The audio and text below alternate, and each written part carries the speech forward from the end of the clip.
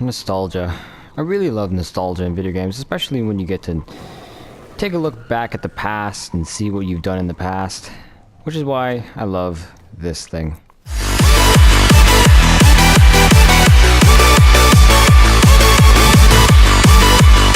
Hello everybody, my name is Lynx and welcome back to Destiny, and today I'm doing the full review of the Khvostov, the exotic version that is. Go ahead and clear these guys out. So if you don't know, and you weren't paying attention for all of that, for the full first half of Destiny, kind of clearing this area out so I can show this thing off. So if you weren't paying attention for the whole first half of the campaign of Destiny, then you wouldn't have known that you got the white rarity. The first gun in the game is this thing in a white rarity, and it wasn't spectacular. It was pretty good for your first weapon. It got you through the first levels, but then after a while you either dismantled it or you put it in your vault, and that was it until now. The way you get this, I already have a video on the channel which I will be linking in the description as well as right here. Go and watch that if you want to know how to get this thing, but the quest line for this is absolutely spectacular.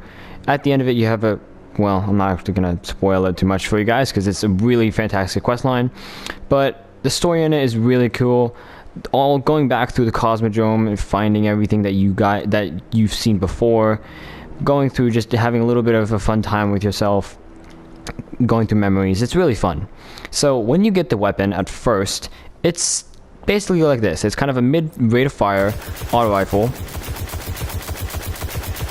It's got 26 rounds in the mag. It's got a very satisfying sound to it. And yeah, other than that, this thing is basically, yeah, when you get it. Now though, when it's in exotic form, it kind of turns into a bit of a monster. When you get it, it starts at 350 light when you get the weapon, which is pretty good, especially since, you know, not a lot of stuff you can get for 350 until you're at like 350, and then everything you're dropping is at 350. But this thing is now kind of, I think, the most customizable weapon in the game, as you can see here. I'll go over the ornaments first, which are these things. So there's Bureau of Aeronautics, which looks like this. Don't really like it that much. Kind of makes it look like a clown gun with the little Russian thing there.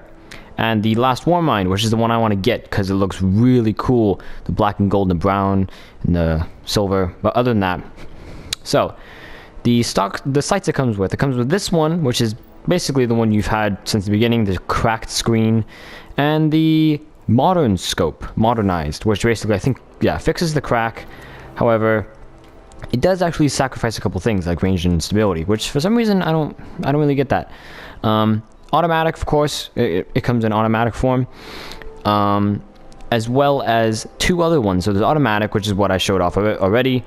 Burst fire, which gives it a little bit more impact and a bit more range. So we'll take a look at that right now. Yeah, the rate of fire isn't exactly the best with this thing. I mean, you can kind of spam it. And then the last burst only has 2 rounds, which is kind of a nightmare for some people that really hate that stuff. And then semi-auto, which gives it even a little bit more impact and a little bit more range. So it's kind of just a scout rifle. And it still has 26 rounds, by the way, so.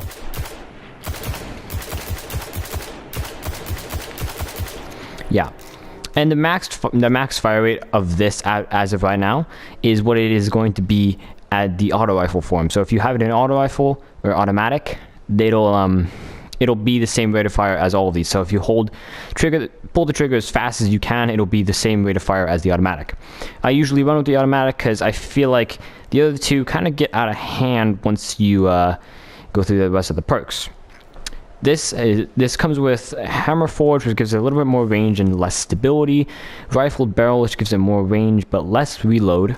And the one I run with, which is Braced Frame, which is increased stability but reduced magazine size. I run with reduced magazine size because this is not the build I run with it. I'm just showing this build off just to show you guys what it was like at the beginning. I went with this one because the stats on this are actually better for this perk. They're better once you get into the later skill tree. I go with extended mag on this build. There's counterbalance, which gives it more stability, but lowers the magazine on the standard one to 20, which is ridiculous. And rangefinder, which gives it more range. I don't feel like you need more range unless you're running the scout rifle one, but you know, you do you. And the final tree. This is where it becomes the most customizable. There's 450 RPM, which is what it was already, but then there's 900 RPM, which makes it into a beast. Now this is why I run this and this, because if I go to this, it puts it to 66 rounds, but it gives it also, and it takes away stability, which I want that. And if I take this away, it kind of just turns into that, which I don't want. So it gives it a bit more stability. It's basically turns into the Doctrine of Passing Soul Stealer's Claw archetype with this really low impact, really high rate of fire in mid-range, kind of mid-range, and stability is pretty good once you have this mod setup going. So from here, it kind of just, I didn't even have a full magazine.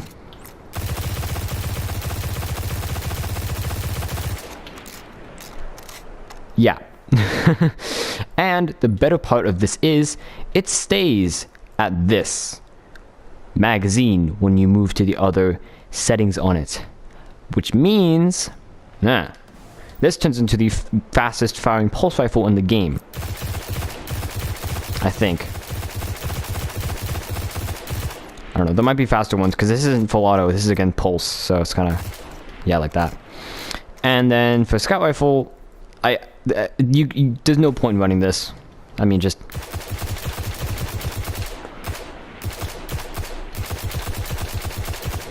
yeah, you can run it, but I don't feel like you really should. I just went with the auto rifle because that just feels the best to me. And yeah, I'll go ahead and find some enemies for you guys just so you can see how effective this thing is, as well as and also because I need ammo. I'm kind of a little bit less than one, like a magazine and 6 bullets, so you know, ow. So perfectly planned. Brilliant. Enemies, please. That's a bit of lava.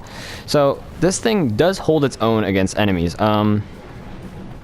This is going to be the build I'm running with it, so it's not going to be like how it is at the standard or the pulse rifle or the scout. I'll probably show those just a little bit, just so you guys can see what it's like. But this thing can and will hold its own like this. So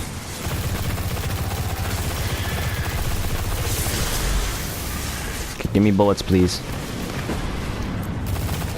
Yep, I'm out of bullets. I was out of bullets.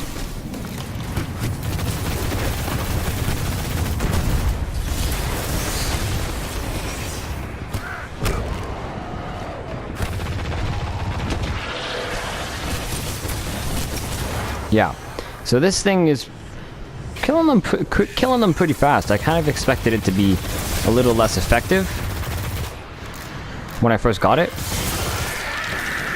But yeah, that's kind of, I'm gonna reload that.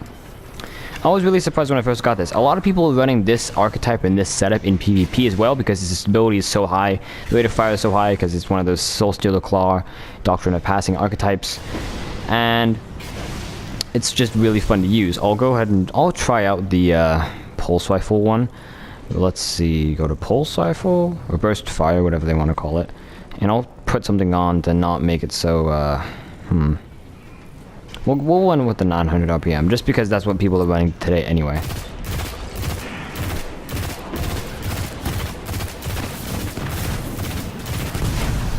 Yeah. Does it one burst dregs? Yeah, it will. Yeah. So again, it's still pretty good. Don't get me wrong. It's just that it's not what I run with. I shouldn't be telling you what to run with because it's your setup. You can do whatever you want with your setup. But yeah, I'll go ahead and let's try out the scout rifle one with the super high rate of fire again, just because I don't want to change it. So this one does give it the most impact possible as well as the most range, but it doesn't seem to be doing that much to the servitor.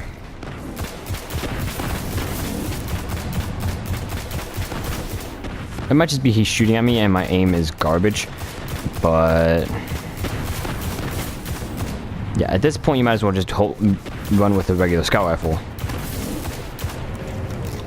And it does still hold 54 rounds in the magazine, which is absurd for a scout rifle.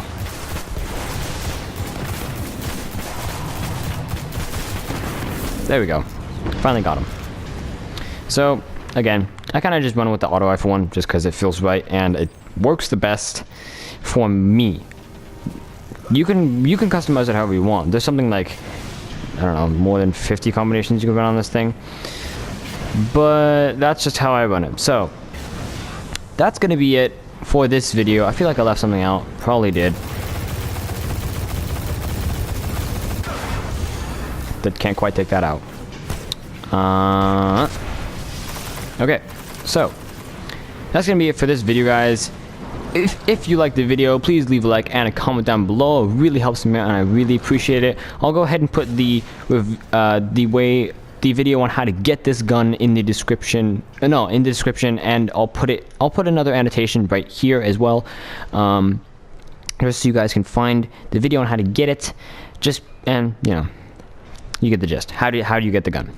So, thank you guys so much for watching, and I will catch you guys in the next one. Peace.